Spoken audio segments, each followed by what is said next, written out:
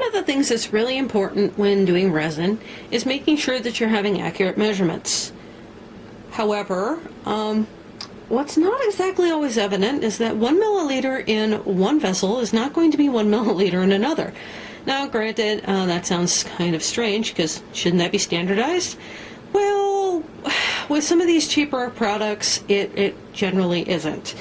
Also, scientifically, it's kind of known that a graduated cylinder is going to be far more accurate than using a beaker. Now, granted, most resin people aren't going to want to try and clean resin out of a graduated cylinder. It's hard enough sometimes out of a beaker. When I first started doing resin, I used these silicone ones almost exclusively.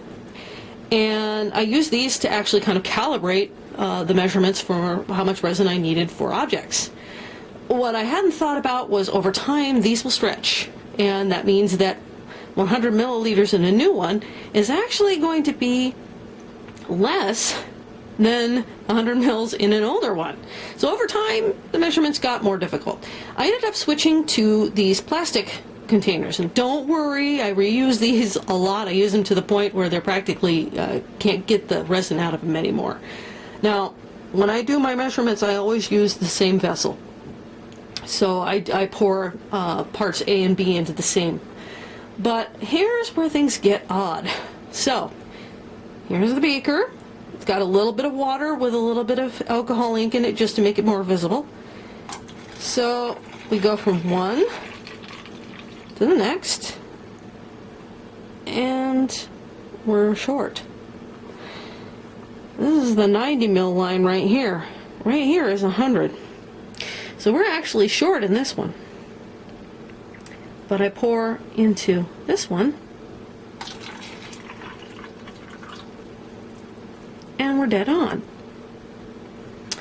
So that became evident to me when I was doing a massive pour of a lot of different molds.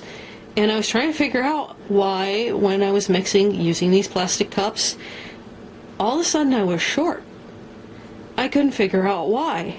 And it's because this one was shorting me by about 8 milliliters per 100. You wouldn't think that would add up, but it does when you're doing pours that are, say, 16 ounces for, the entire mix that you're looking for. So that's kind of one of those things to just be aware of, that depending upon which cups you're using, you might end up with different measurements. And if you're mixing and you suddenly end up with shorts and you switch vessels, that right there could be it. So you're just going to have to calibrate, or at least compensate, for the differences in your measurements. So anyway, this has been a public service announcement on Know Your Measuring Vessels, and happy resining!